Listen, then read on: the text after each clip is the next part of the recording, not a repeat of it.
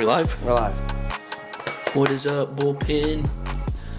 Season 3, episode 3? I think so. Yep. We had our opening little, catch up, recap. And then we had Mr. National Champ, Houston High, Hunter High on the podcast. Got another exciting one for you today. Another ball player. Won't give his name out just yet, but we will hear shortly. Could be anything. We're just excited to have this individual on. He's been a player we're well aware of for the past 2 years. Just a great baseball player. Many accolades. Got to play against him. Seems like a good dude too. So, hopefully we get to find out some more about him. And he's still playing ball. Regarding the episode today, let's do a little recap of the weekend. Let's go Saturday. You want the good first or you want the bad first? Let's go bad first. So bad. Michigan football. They're in the slums, plain and simple. We have no quarterback. We have a lot of talent, but we just cannot seem to move the ball forward in the air. And that's a problem. I think we're one of the lowest in the country in yards per game in the air. So, we've already lost 3 games, so playoff picture is out the window. But the Outback Bowl is still... we can lose out every game, but just beat Ohio State. And that'd be a dub this year. But we'll see. Let's get to the good. Get to that game, throw in the M's all day. Because we don't like Ohio State. We don't like Ohio State. The Vols, 3rd Saturday in October. Shout out to the Bussin' with the Boys. They're at the game. We just got done watching y'all's vlog. It was sick. Sick vlog. Hey, y'all didn't get to see the rest of the game, though. Had to leave right in the 4th quarter. Don't know what happened there. Had to get home to the wives and children. It's 3rd Saturday in October. Kind of soft. That is pretty soft. I was at a wedding, but guess who was watching the game? This guy. Shout out to the Keys. Congratulations. Anyway, the boys in orange got it done. Sloppy first half, but hey, we scored 24 points in the second half. I liked it. Nico threw for under 200 yards. Hey, a win's a win. You know what they say? What? They don't ask how. They ask how many. And boys got after Bama. And they're in trouble now. Yes, they did. We got the bye week this week for the Vols. After next week, I'm sure it'll be a night game in Neyland. If not, I'm sure it'll be another blackout, dark mode, activate Neyland. The Blacks will come out and we'll beat Kentucky. You can book that. Sunday. It just is what it is. Now in the two-tone blue. The Bills, they got after us. It's all right. Mason Rudolph started the game. Levis with the fingernail sprain. No, I'm kidding. He had a shoulder sprain. Whatever about that game. Got it handed to us. But some news today. D-Hop. Some rough news. No longer a Titan. He's an Arrowhead now. He's a Kansas City Chief. That's all right, though. At least we got something for him. We're only taking on half his contract the rest of the year. I kind of like that. 4th or 5th. It's all right. I mean, if we're not contending, might as well send him on his way. And he just got better. So, I think we did right by him. But I agree. I think a guy like D-Hop, I'm sad for him, obviously. But he's got an opportunity now to bring home the ultimate goal. So, D-Hop, this is my farewell 5 seconds to you.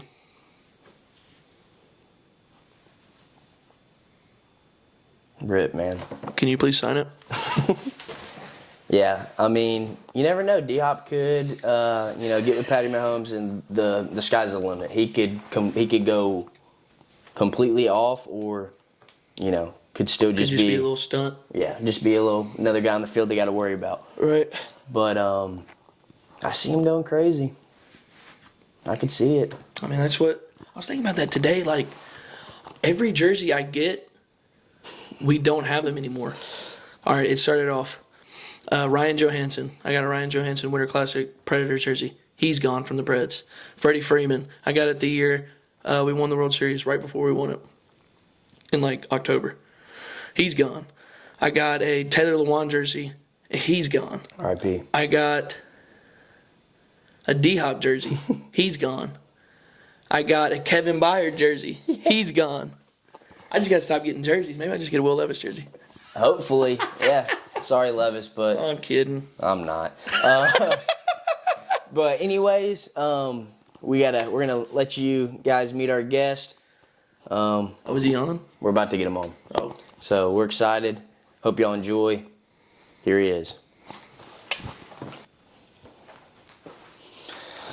All right, the man, the myth, the legend, Ajay. Correct me if I'm wrong. Sczepkowski. Sczepkowski. Wow. Y'all are probably battling at it all day. We thought Wazowski, Sczepkowski. So it's Sczepkowski. Yeah, it's the C and Z are silent, so it's just Sczepkowski, but it's too damn Polish. Hey, my last name's Polish too. What's your last name? My last name is Koob. It's Koob. Yeah, usually I look for the skis at the end of it, and I know I got a fellow brother out there somewhere. Hey, we might be related.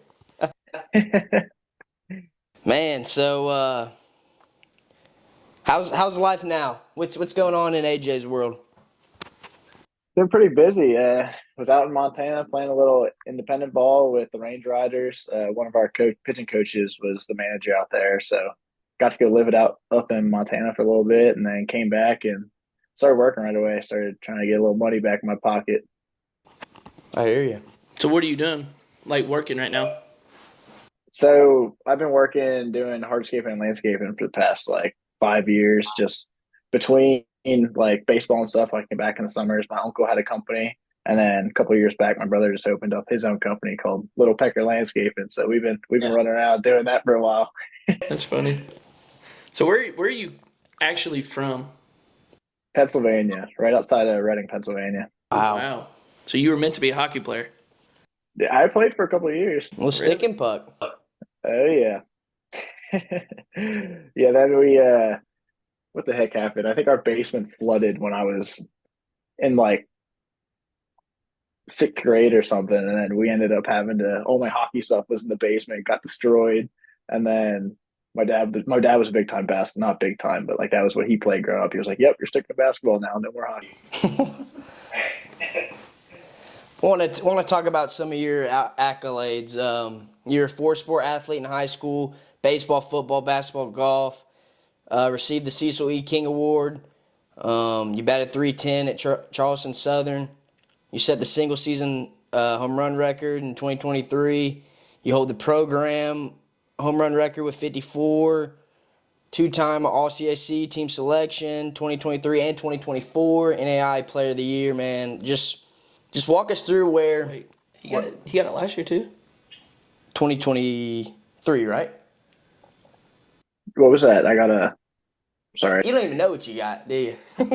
You know more than I do, honestly. 2023 NAI Player of the Year, 2023 Lou Brock. Oh, I thought you said 24. I was about to say, gosh, back to back.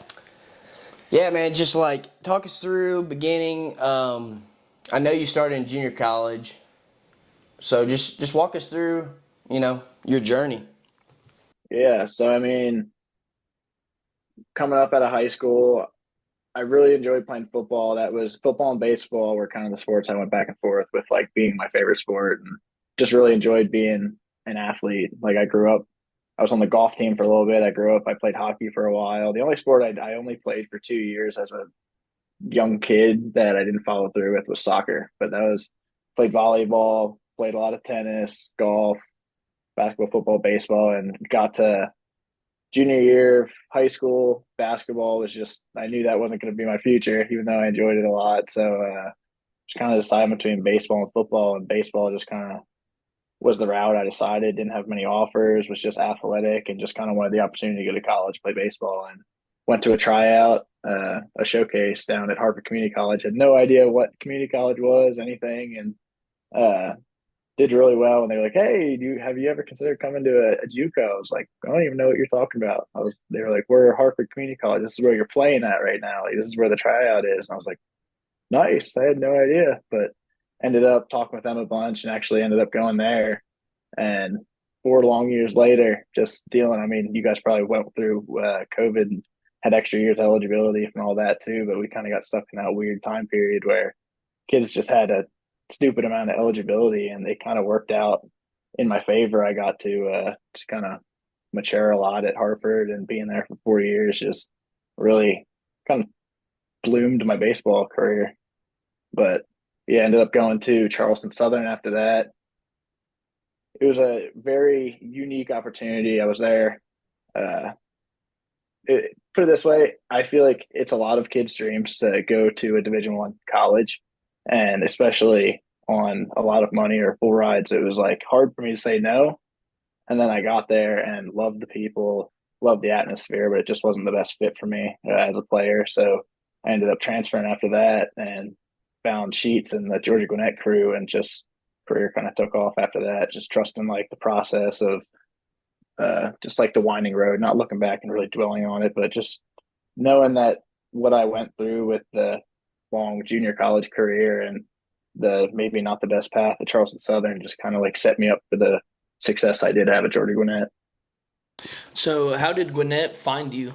Was it like a portal, a little connection, or Yeah, so I entered the portal after the Charleston Southern year, and then a bunch of bigger schools were reaching out, and it just never worked out money wise and whatnot. And I had a couple buddies that actually I went to Hartford with that connected with me and like, hey, you should come out here. And at first I was like, dude, I'm not going. Like, I'm going to be done with baseball. Like, I don't have an interest to go play. And something I didn't even know at the time what the NAIA was. So it was just like, if I can't go to another big D1 school, like I'm just going to be done. Like I just want to go get money in my pocket and move on. And then it kind of just got to the point where it was like a week before the fall season started. And I was like, dang, I got that itch again. I can't just not go play baseball. So I ended up going back to, or just trying it out at GGC, and ended up loving it. And just trying it out, huh? So what like you said, the itch came back. You wanted to continue playing, but what were some other factors that went into you going to Gwinnett?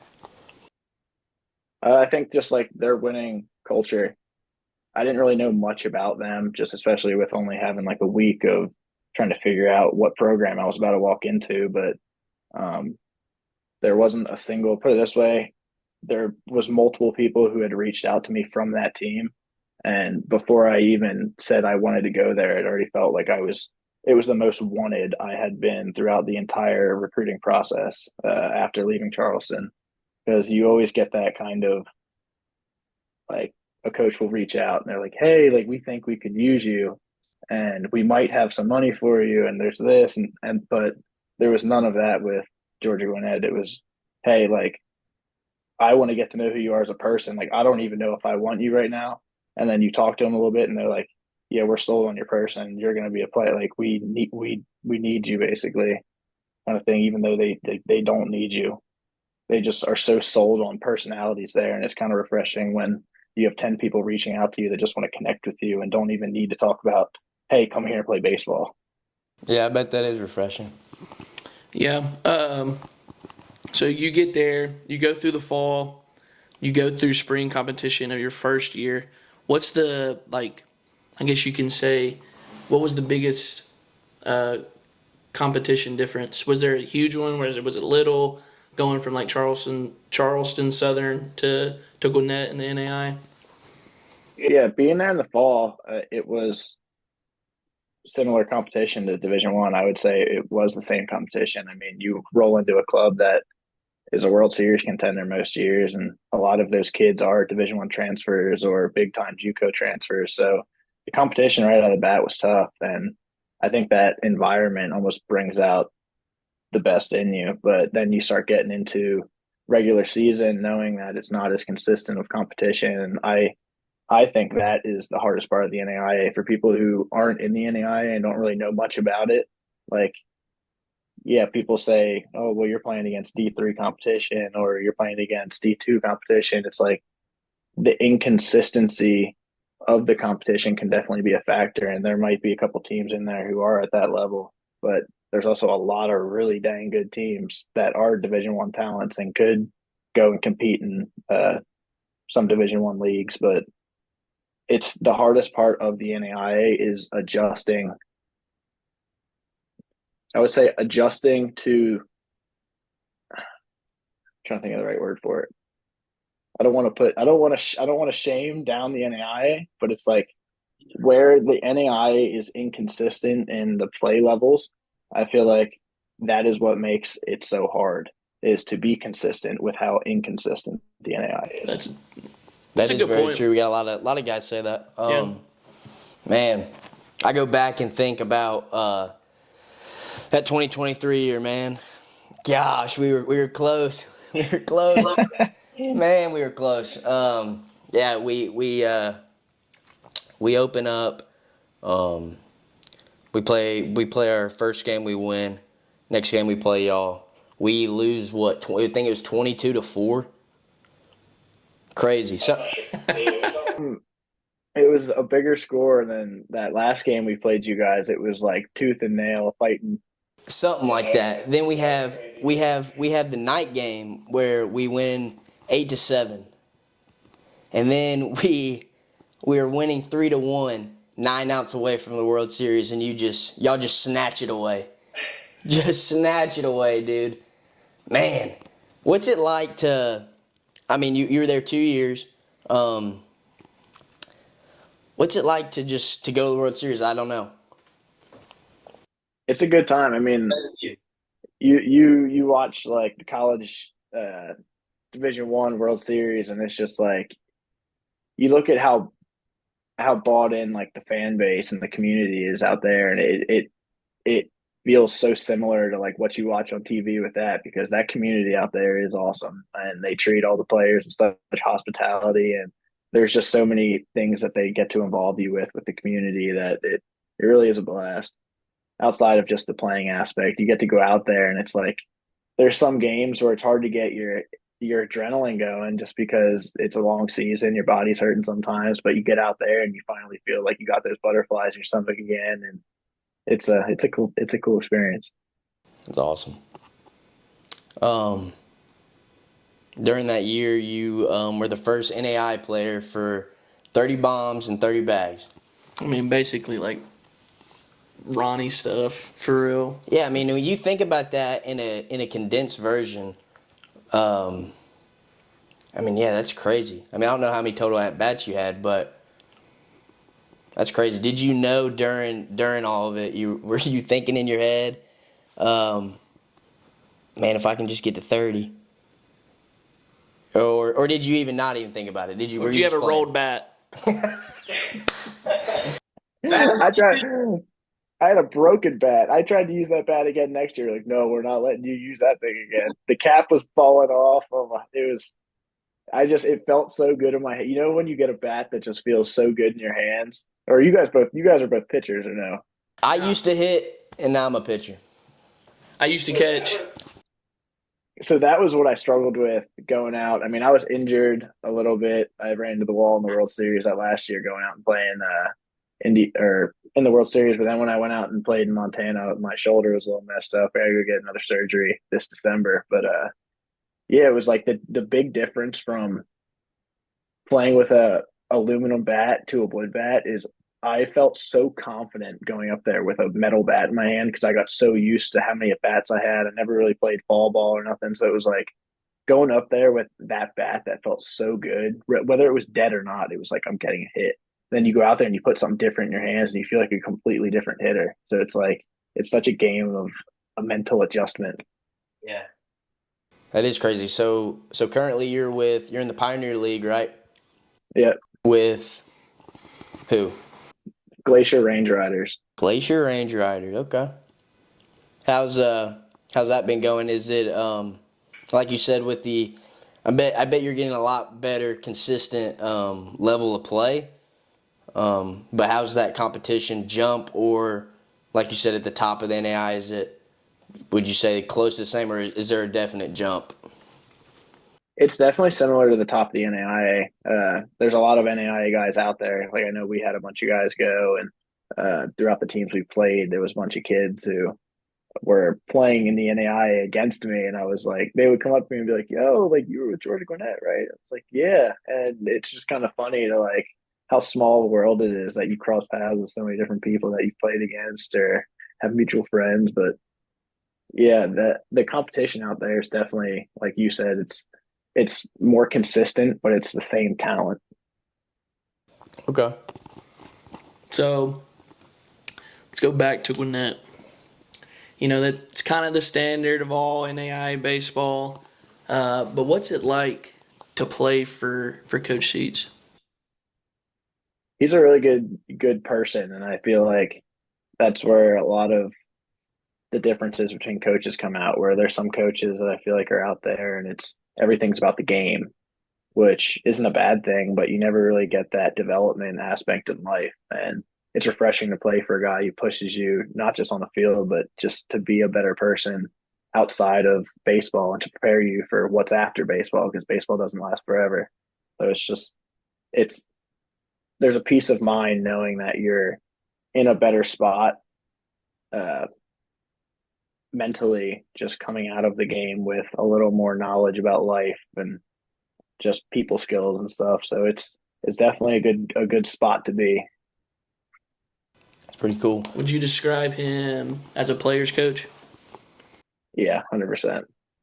He's the kind of guy you just walk up to his office randomly, pop down in his chair, and eat his candy off his desk, and just shoot the shit with. So it's definitely a good time, and that's not just him. I mean, I know we're at a level where a lot of coaches are trying to get out too. So like they're coming in and they're trying to get their time in and learn from the head guys and get their job opportunities elsewhere. So it's they're kind of doing the same thing a lot of JUCO guys are, even some NAIA guys who go there as a freshman. It's like you want to get your experience and try to get out of there. And it's not looked at as a bad thing there. It's like everyone has so much like I don't know if you guys have heard of the term Modita. I'm sure you guys have. Just like yeah, it's like joy. Skip hears this, he's gonna kill me. I forget the actual vicarious joy for another's success. So it's like I don't care that our assistant coach that I absolutely love left. Like I'm grateful I got to be with him and I'm proud that he got another opportunity. It's not like, oh, you're turning your back on us. And I feel like that's just how the whole program kind of is. Like you're just so happy for other people because you know that there's more than just baseball or more than where they're at in that moment for them. Man, that hits deep. That hits deep. That's good stuff. How about that right in, huh? I had a feeling that was coming. Those are fun to watch. Oh yeah. He gets into it, man. That's him 100% too. And it's That's what I wondered. Is he like is that truly him? yeah, I mean you hate it or love it, but I mean he's gonna ride or die on that mountain and it's just he is that ball of energy that everyone loves. I mean, I'm sure he has his haters out there for that kind of stuff and just having that social media presence. But yeah, that is 100% him. That's awesome. I actually have a friend who played with you. He was at my JUCO, Brett Dingus. Oh yeah, Love bingo. Brett. Love Brett. What JUCO is that? Calhoun Okay, in Alabama. yeah, he's I forget where Sheets got him into another NAIA. I think he ended up transferring this past season and went somewhere else, I believe. Okay. But yeah, we always love that kid. Man, going back to Gwinnett, the playing surface, remarkable, crazy. Y'all know how to keep a field up. I will say that. Oh yeah, he makes us stay on top of that. We have like every day after practice, we have about 30 minutes of field cleanup, and everyone has their responsibilities. You got people who, for a month straight, will dog it out, cleaning the floor of the dugout, and you got people who will go inside and take care of all of our facilities in there and clean it up and sweep the field. You got people who pick up all the weeds, all the baseballs that go out of the park from batting practice. It's responsibilities everywhere. And he makes us do. It's usually about 30 minutes. Sometimes it runs a little over, but yeah, he runs a tight ship, that's for sure. That's pretty cool. Uh, would you say that he's probably your favorite coach, or who was your favorite coach, like going through your transition of college ball? Yeah, I would definitely say it's hard to like rank them because I've had such good relationships with pretty much all of my coaches throughout the years. Uh, Baseball wise, I feel like he has been one of the most knowledgeable coaches I have had. I know my coach in junior college. Like I was with him for 4 years straight. So we and he was a younger guy, so we had a pretty close relationship. But yeah, I mean, he was definitely one of my best coaches that I've had the privilege of learning a lot from. How many years did you end up doing total? I think it was, oh boy, I don't know, 6, 7. I think it ended up being four. It was, I guess it was 7, but obviously the COVID year included, and there was probably a year where I didn't do school. There was 2 semesters where I pretty much was off from doing college stuff. Hey man, I'm on 6 right now. Yeah. Taking it out. It's definitely. I mean, it's gritty. I mean, none of us. I'm sure you don't really enjoy doing all the schoolwork either, but it's. Right. I got so close to finishing where it was like, man, like I can't just stop now. Like maybe I don't need to use this bachelor degree, but I'm damn close to getting it. So I really want to at least I spent money and time and invested a lot of things into going to school and playing ball. I might as well get this dang degree. Might as well get it done. Yeah.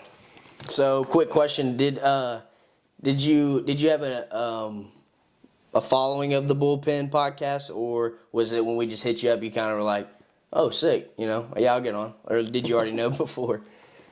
I'm pretty sure I did know. So y'all would post the video. Y'all would do like bullpen reviews, right? Was that not y'all? Someone I could have swore, or maybe you. We did one. We did like one or two at the occasion. Oh yeah. I could have swore it was y'all that did. Someone was in our bullpen and was literally, I guess they had like a TikTok account or something. And they were going through all the fields they played at that year, and they were doing all the. I think I saw that, and it was some pretty bad ones. It was some pretty bad ones. I guess that wasn't y'all. But I definitely knew that y'all had something.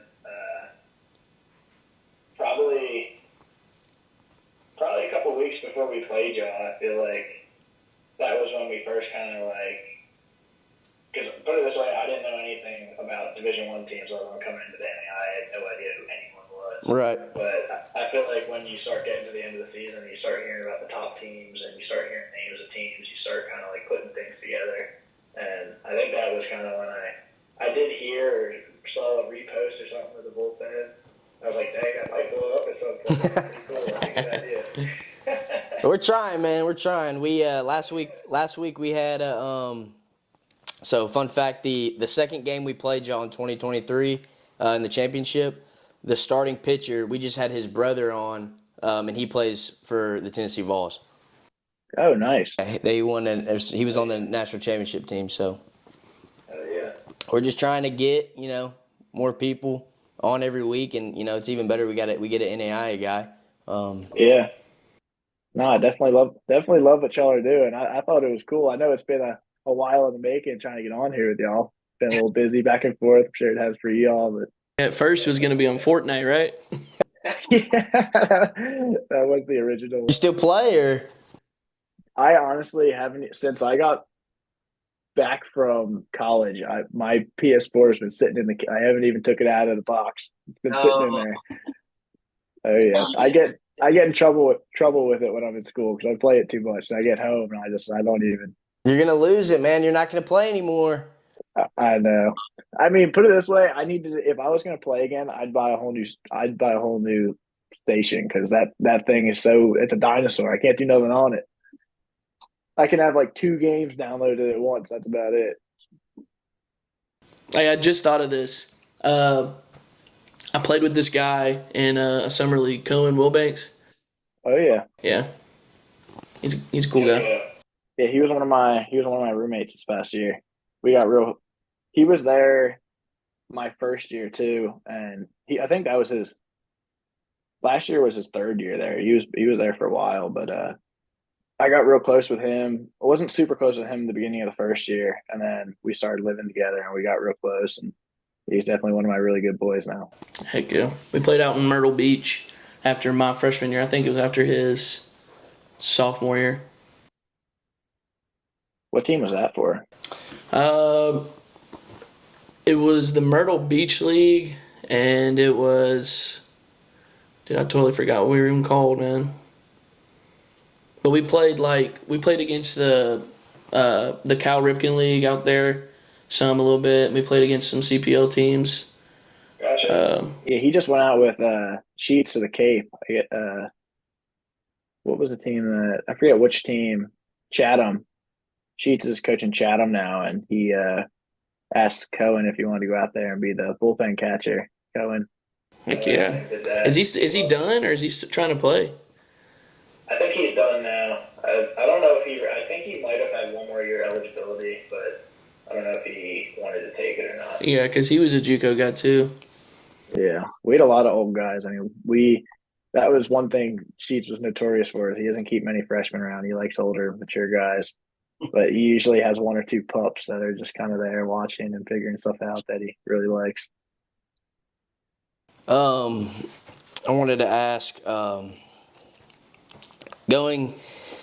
looking back at the career you've had in college, if you could tell a younger kid coming out of high school, and everyone wants to play Division I, what would your advice be to him on exploring more options rather than just Division I, and say you don't get a lot of playing time, but you have opportunities elsewhere. What would you tell him? I think it's definitely coming from a place where I didn't have a big bank to pull from to go to the college of my dreams. It was kind of like you have what you have and go try to learn from the cards you're dealt. But I feel like